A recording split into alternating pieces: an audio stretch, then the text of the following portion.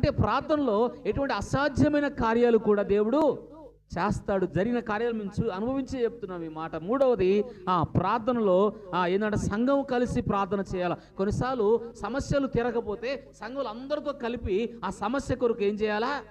ప్రార్థన చేయాలి. మూడవది. నాలుగవది మనం ఏం చూస్తున్నామంటే ఏం చెప్పండి, ప్రార్థన మనకు విజ్ఞాపన, మనకు ఏదైతే చింత కలగజేస్తుందో, ఏదైతే కృంగుదల కలగజేస్తుందో ఆ నిరుత్సాహాన్ని తొలగిపోవడకు మనల్ని చింత తొలగించేది ఏంటంటే, మనకు సమాధానం తీసుకొచ్చేది ఏంటంటే ప్రార్థన. ఇది నాలుగవది.